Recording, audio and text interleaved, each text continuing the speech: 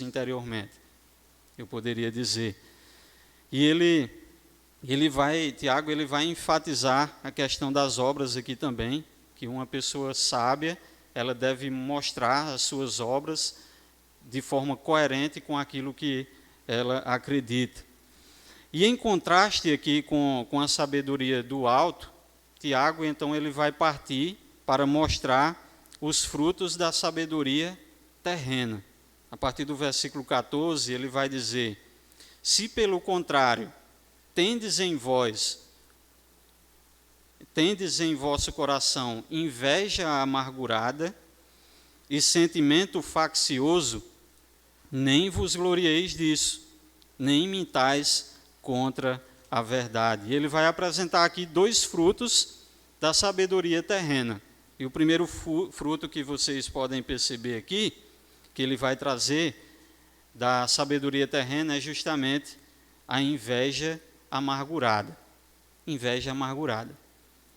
E acredito que seja de conhecimento de todos que a inveja é o desgosto provocado pela felicidade do outro.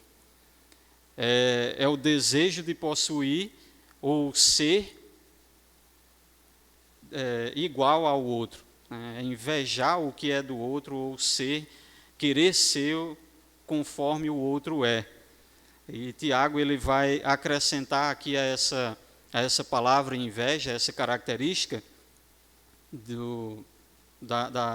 esse fruto da sabedoria terrena, ele vai acrescentar outra palavra que é a amargura.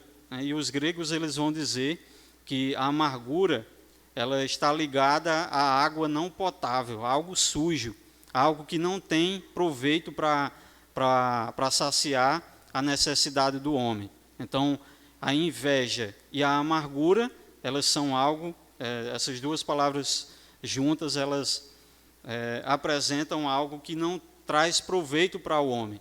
É algo sujo, é algo impuro. Ele vai trazer essa ideia. Segundo o livro Pecados Intocáveis, do autor Jerry Bridget, não sei se eu estou dizendo o nome certo aqui, mas ele vai trazer o conceito de inveja. Ele vai dizer o seguinte: a inveja é a percepção dolorosa e muitas vezes cheia de ressentimento, de que alguém está usufruindo de algum privilégio. Às vezes nós queremos esse mesmo privilégio, o que resulta no pecado da cobiça, e podemos acabar ficando ressentidos com a pessoa que tem o que nós não temos. Mas não invejamos as pessoas em geral. Normalmente nós podemos ser tentados a invejar as pessoas em duas áreas, como ele traz aqui.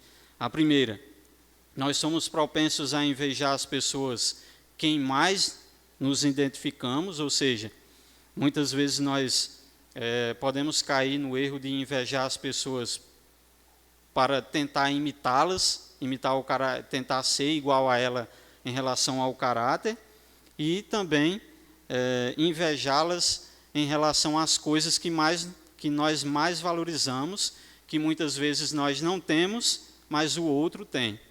Então, muitas vezes nós podemos cair no erro de invejar as pessoas no que elas têm e que nós não temos. E imagine a vida de Davi e de Saul.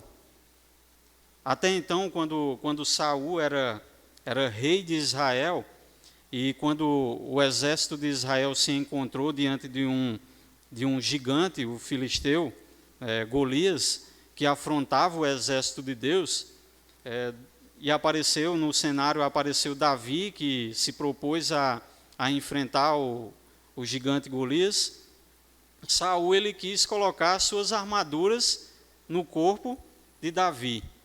E posteriormente a gente vai ver que Davi, ele vence o gigante Golias, ele então é aclamado pelo povo, ele é ungido, o rei de Israel, e então Saul, ele se encontra em um laço de inveja amargurada.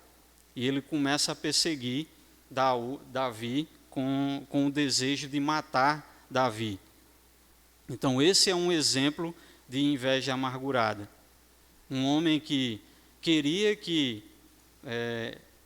invejar a posição do outro. Saul queria invejar a posição de Davi, que ele havia então posto por Deus como o novo rei, o rei sucessor de Saul. E além de ele querer invejar a posição de Davi, ele também quis colocar em Davi aquilo que ele achava que cairia melhor nele. Ele tentou colocar em Davi a armadura dele, a veste, para que ele pudesse então enfrentar o gigante. E nada disso foi útil para Davi. Então, inveja amargurada, ele pode ser caracterizado como isso, exemplificado, melhor dizendo. E a inveja amargurada, ela é tão sorrateira a ponto de cegar o homem, e essa inveja amargurada, ela cegou Saul, levando ele a perseguir com o desejo de matar Davi.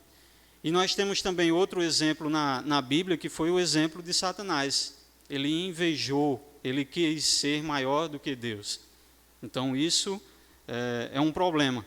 E muitas vezes nós podemos cair nesse erro de